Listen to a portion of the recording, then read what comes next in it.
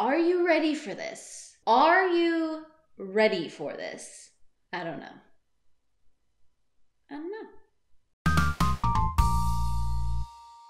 Hi guys, it's April, and I'm going to do this review the same way I do all of my other reviews. I'm going to have the non-spoilery section up front, followed by the spoiled filled dump afterwards, and of course, I'll let you know when that transition happens, so you can make the choice on whether or not you want to know more. You decide. So I received a copy of You Are Invited by Sarah A. Denzil for a free and honest review, and that in no way has swayed my opinion on this read, but I did want to let you guys know that up front. This is the story of Kath, who is a writer who has a large internet presence.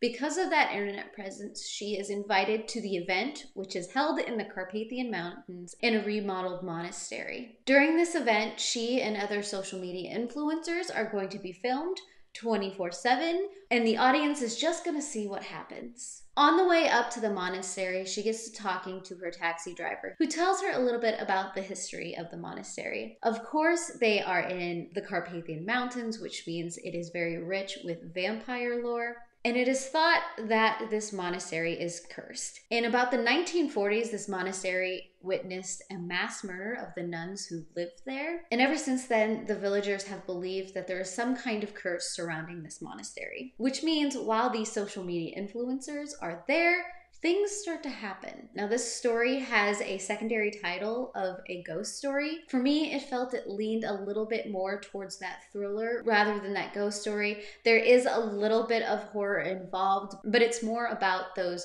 jump scares and that moody atmosphere. And this story really does establish itself very well in storytelling. It also has a lot of very prevalent social media notes that it takes. It talks a lot about what people are doing for followers. It does also take a look at mental health as well. That plays a big aspect in the storytelling. There are parts of this story that do feel very familiar because I know a lot of horror stories have taken nuns and it has taken monasteries and it has built up this almost folklore type quality about things that happen in such incidences, especially when they are so isolated and they don't have a lot of touch to the outside world. So it does play into a lot of those very familiar themes. So parts of it I was not that surprised about.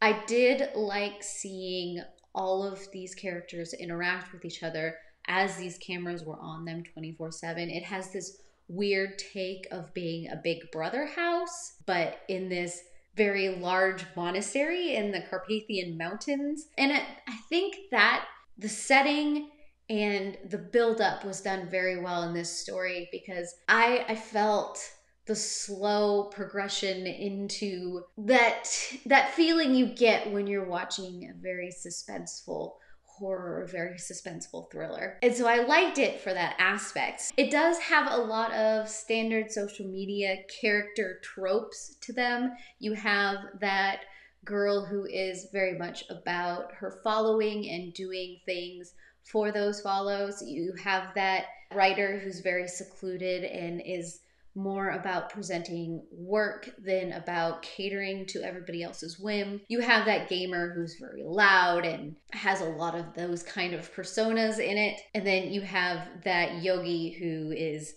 all about calm and cool and collected and nice physique. So it does take a lot of those tropes, as you see in a lot of horror, and throws them all into one place.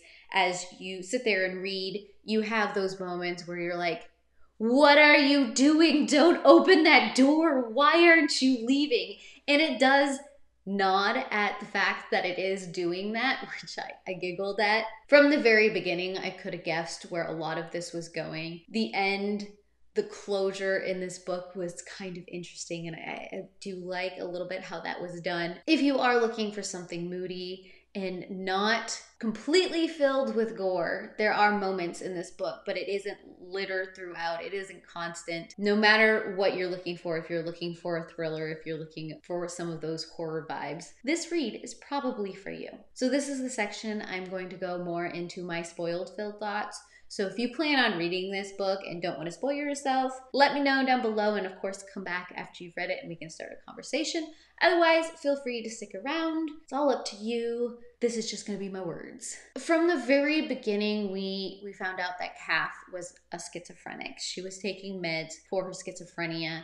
And right away, I knew. It just seems to be something that horror does, or these thrillers do, that for whatever reason, those meds are going to go missing. And that's going to play a huge role into how things all play out. And while I understand why that is so strong in this genre, there are times where I wish it wasn't so constant. The whole aspect of thrillers and horror like this is because it is a head game. It is all in this mental space, and that's why that plays a huge role in everything. I was hoping for something a little bit more in this book, and it's not poorly done at all. It's all on me that I was thinking that as all of this was going down. And as we were starting to get to know some of these characters, I knew some of those very popular things that have happened on the internet were going to come into play with these characters, because you had Irene, who is supposedly this huge influencer. She's this model, and she comes from this very sad backstory of fighting cancer, and that's what gave her her start. And part of me is like, I bet you she didn't have cancer. I bet you this is all just a build up to be like fame and fortune. That's what everybody was aiming for. And then they started mentioning the fact that she was having issues with her makeup, and people were complaining about the quality of the makeup and not being able to sell the makeup. And I'm like, okay, so now we're going to start taking a stab at MLMs, because that is a huge trend on YouTube right now. That is something that's constantly being recommended to me. And maybe that's just because of where my things go. So we're like, we're going to start playing with the fact that MLMs aren't always the greatest thing. They're never really the greatest thing. It's a whole other thing that I'm not going to get into. And so as all of this is unraveling and we're starting to see that, oh, yep, ding, Irene isn't necessarily, her backstory isn't what you think it is, and her makeup is probably a scam, especially with all of the beauty drama that has gone on in the past several years. I'm not surprised that made it in here. And then you have all of these slightly tropey social media influencer personas that come into play. And there wasn't a lot of surprises in this book, though I was surprised at the fact that we got this big drop of, hey, there were cameras in places that they weren't told about, which I sort of kind of assumed, because maybe it's just because of all of the maybe I just live in a very weird headspace, but the fact that they're kind of in this Big Brothery-esque situation, and I'm like, there's gonna be cameras in the bedrooms. That is just a thing that horror things kind of do. And of course, that I didn't finish my one sentence. Let me finish my one thought process before I shift into what I just thought of. And then it turns out that Irene was actually selling those very private, uncomfortable moments to the highest bidder, because this was all a money scheme. This was all a money scheme, and there was a lot of tiers.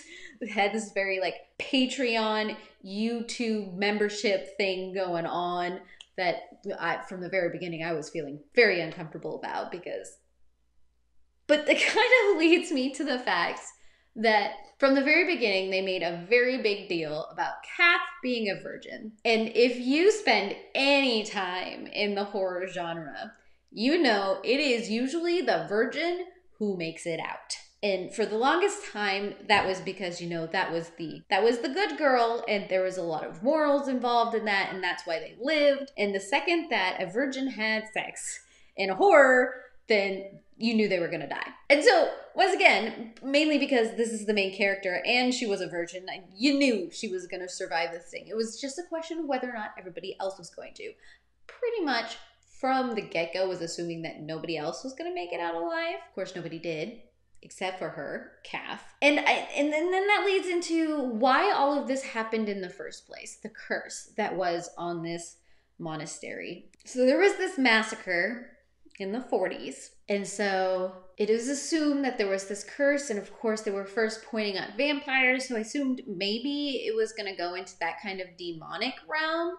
Sort of esque, it ends up being more like human greed, ends up with dead nuns which leads to a full-on massacre to hide the dead nuns, which leads to just kind of residue sitting around, which I guess is kind of why this is called a ghost story, because you do have elements of Maria, who is one of the nuns who's constantly being mentioned in this story, guiding forces, but then there's like this weird connection with wolves. And so it throws everything kind of a little bit out of wonk. There are touches of ghost stories that I really truly enjoy in here. I wish they had been more, because mostly it was just apparitions and figures that show up.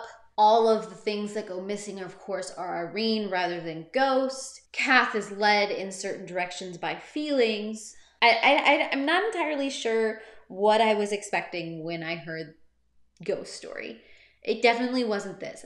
It was something a little bit more than this. But at the same time, this was still done very, very well. So I'm not holding it against it at all. It's just something that my mind clicked on. But when we started constantly hearing the voice in Kath's head, who very much resembled her mom, and the fact that Kath was very much into the supernatural before certain events happened in her life, I started kind of wondering if maybe it wasn't necessarily schizophrenia that was causing these voices. Didn't help that she wasn't getting her medication. The medication might have tampered the voices. I mean, it gets into this really weird realm of whether or not Kath really had a mental illness or if she just had a really strong connection to something else, which is a theme that is played a lot in all of these. Is there something actually wrong going on in somebody's head, or is there something more? Do they have a different connection to the universe than the rest of us? I like the closure she ended up getting with her mom